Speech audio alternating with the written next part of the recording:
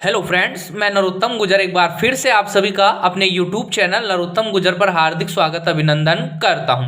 दोस्तों, जैसा कि आप सभी को ज्ञात है कि आज सुबह 8:30 बजे से सीनियर सेकेंडरी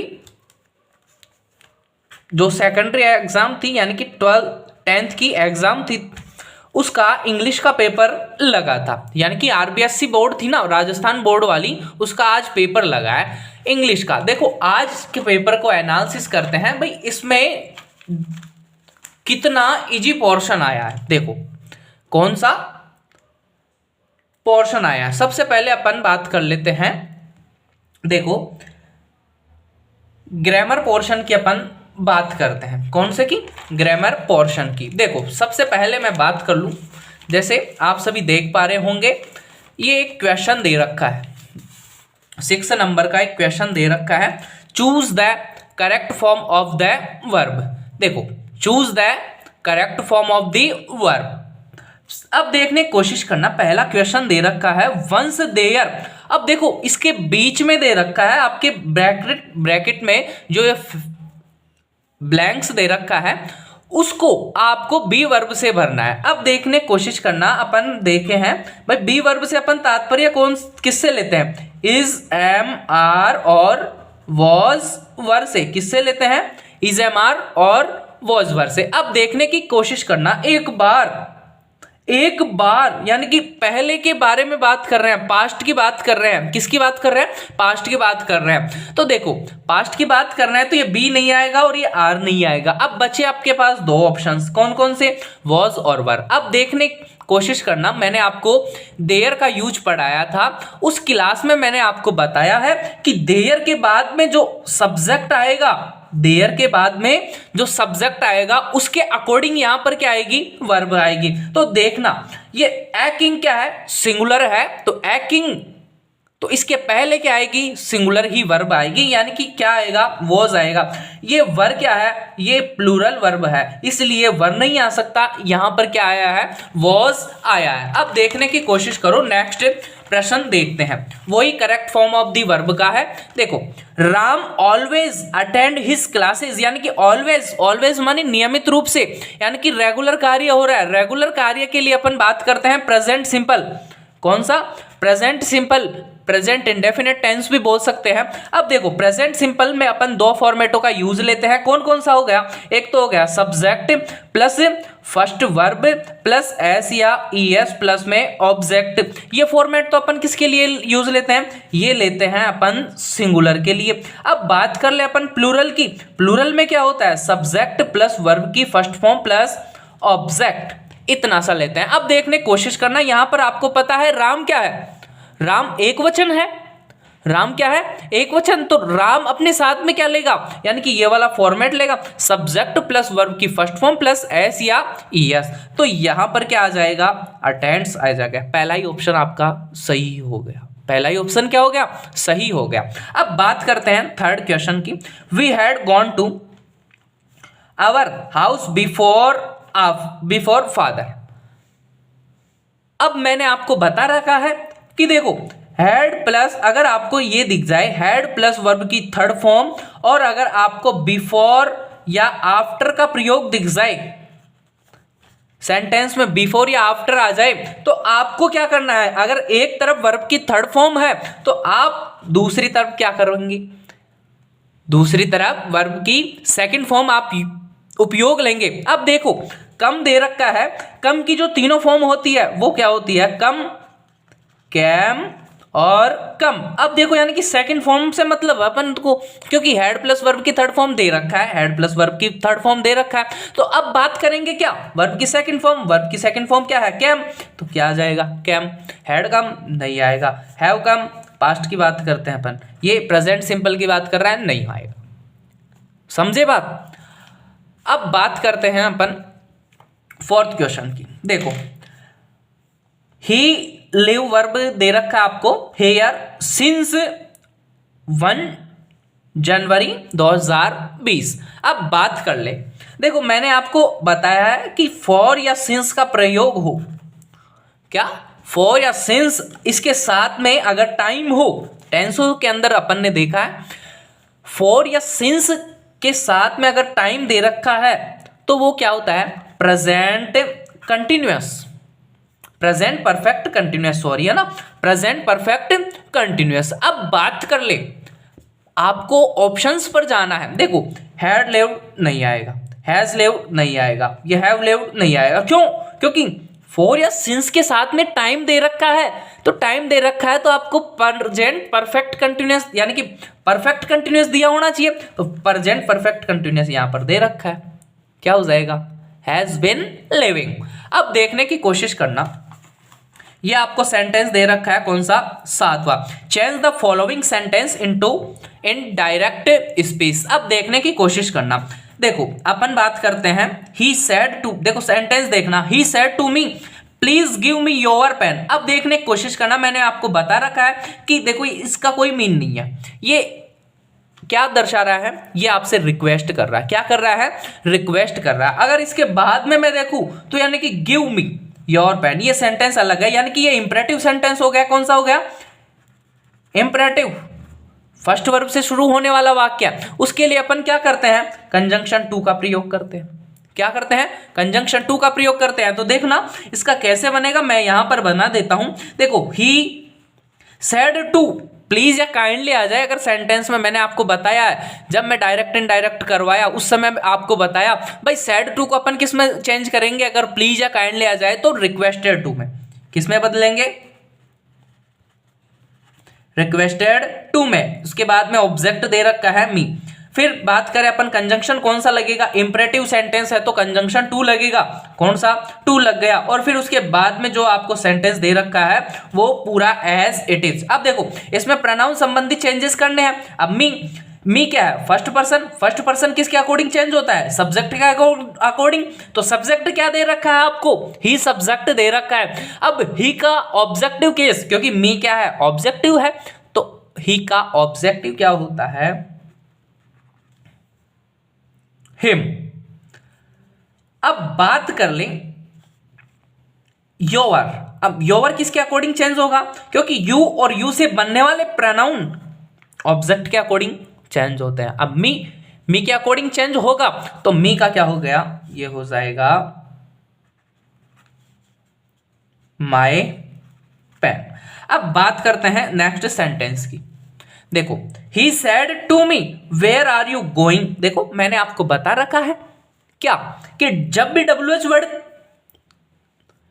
यानी कि RS का वाक्य, रिपोर्टेड स्पीच का वाक्य अगर WH वर्ड से शुरू हो रहा है, WH वर्ड से शुरू हो रहा है तो कंजंक्शन WH वर्ड ही लगेगा। तो देखो मैं बात कर लूं, ही सेड टू कन्वर्ट होगा किसमें, आस्क्ड में। क्यों होगा उसका भी रीजन मैं बता देता हूं, क्योंकि ये क्या है, अपन बताए थे, मैंने आपको नियम लिखाया उस समय आपको बता रखा है कि हेल्पिंग वर्ब से शुरू हो या WH वर्ड से शुरू हो, इन दोनों ही कंडीशन में अपन सेड टू को कन्वर्ट करते हैं किसमें, आस्क्ड में।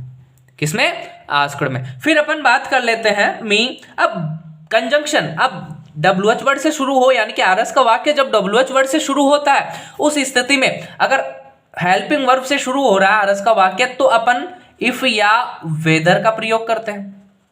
किसका प्रयोग करते हैं, इफ या वेदर का। अगर WH वर्ड से शुरू हो रहा है तो WH वर्ड खुद क्या रहता है, कंजंक्शन रहता है, तो वेयर। अब बात कर लें इसके बाद के सेंटेंस को अपन को अफर्मेटिव बनाकर लिखना रहता है। अब देखो वेयर आ गया, अब वेयर के बाद में यू सब्जेक्ट आना चाहिए। अब यू किसके अकॉर्डिंग बदलेगा, मी के अकॉर्डिंग, तो मी तो यानी कि आई।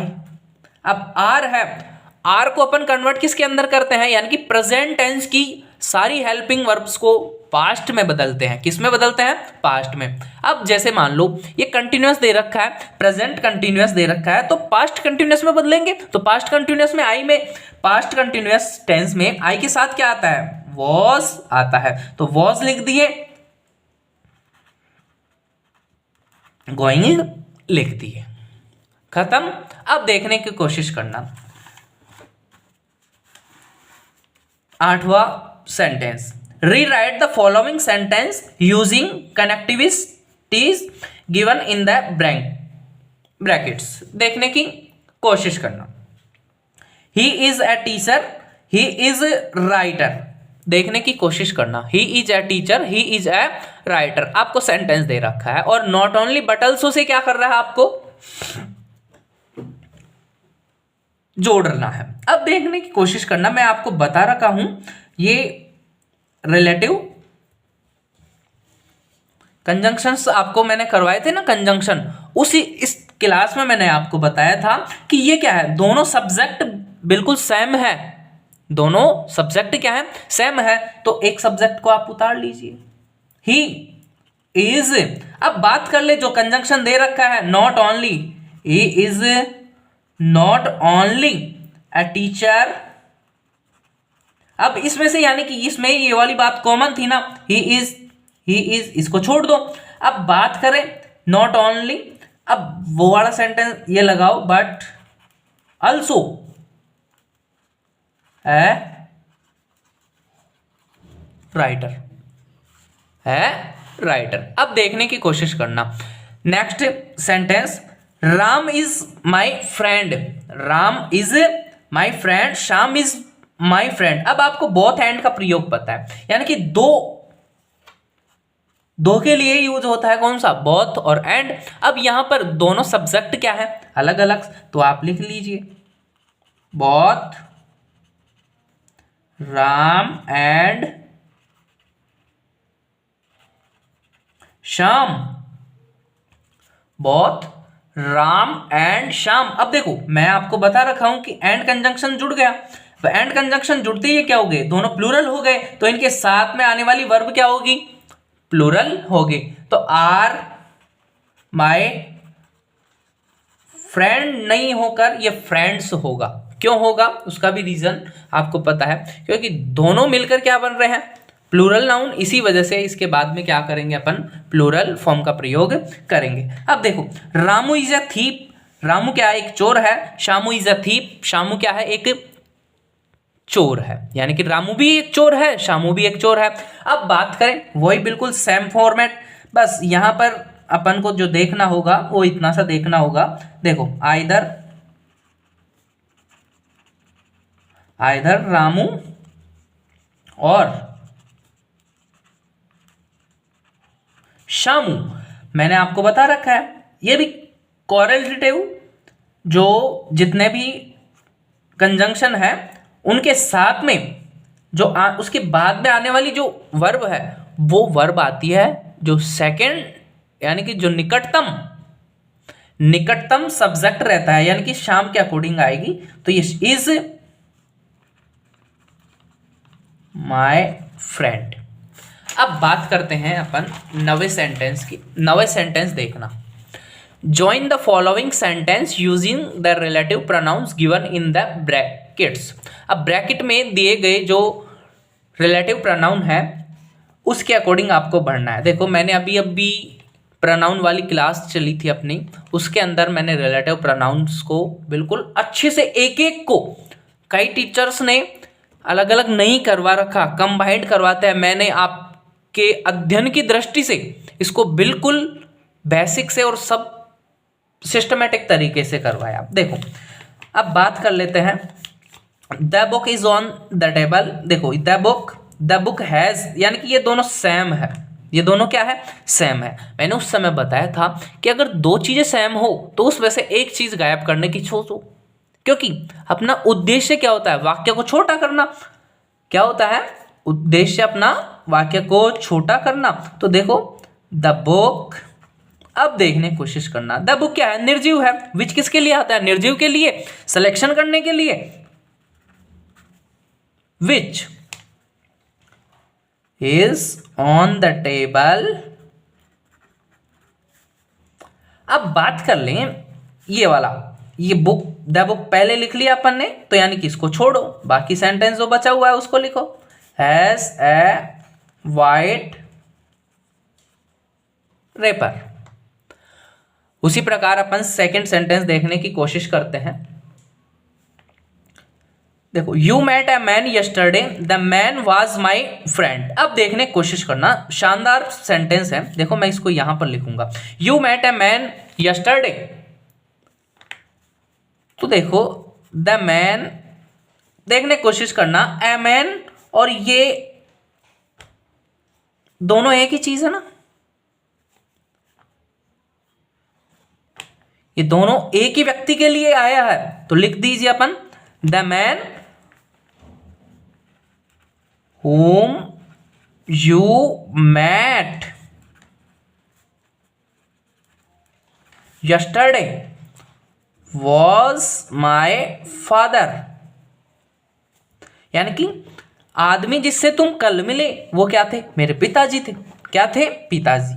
देखो यू मैट ए मैन यानी कि तुमने एक व्यक्ति से मिले या तुम एक व्यक्ति से मिले यस्टरडे कल।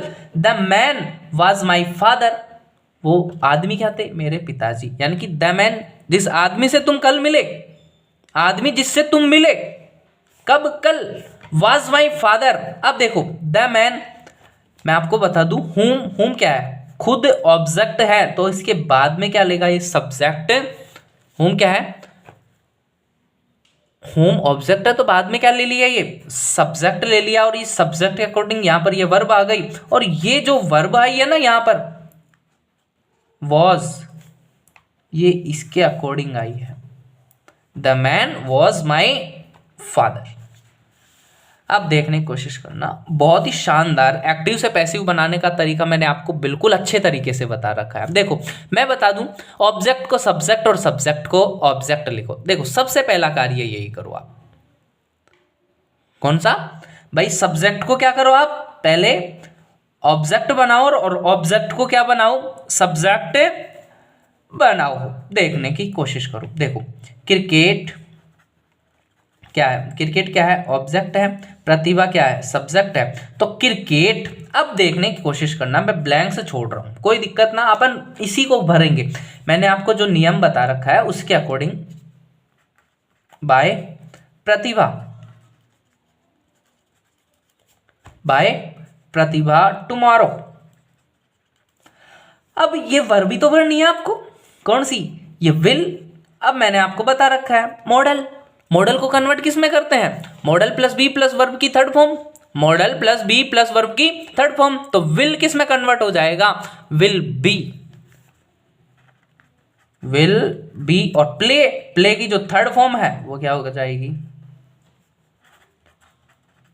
प्लेड हो जाएगी। क्या हो जाएगी, प्लेड हो जाएगी। अब देखने की कोशिश करना, ये second sentence, they have built a house. अब देखने की कोशिश करना, एक सब्जेक्ट को ऑब्जेक्ट और ऑब्जेक्ट को सब्जेक्ट, यानी कि इसको यहां पर लिखेंगे अपन ए हाउस, इसको बाय लगाकर लिखेंगे,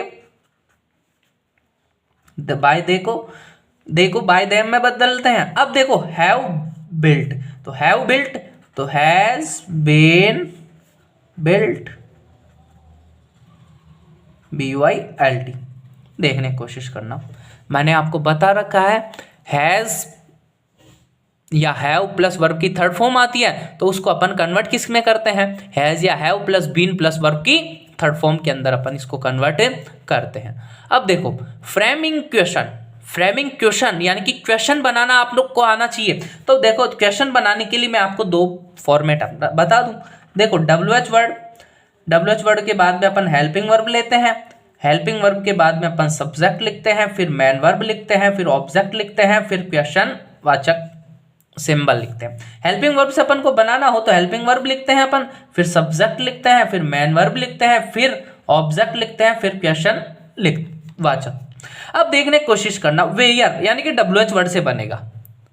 स्थान की बात कर रहे हैं, सॉरी स्थान की बात कर रहे हैं अपन, तो स्थान की बात कर रहे हैं, तो मैंने आपको बताया है कि अगर आपको क्वेश्चन बनाना है तो उसका आंसर उसमें से हटाना होगा, आपको पता चल जाना चाहिए इससे ही। देखो स्थान की बात कर रहा है तो स्थान कौन सा दिख रहा है अपन को, जयपुर, जयपुर को उड़ा दीजिए, तो वेयर। अब देखो is he going today, where is he going today, वह आज कहां जा रहा है, वह आज कहां जा रहा है, आंसर मिल रहा है टू जयपुर, कहां जा रहा है, जयपुर, तो इसको उड़ाया ना अपन ने।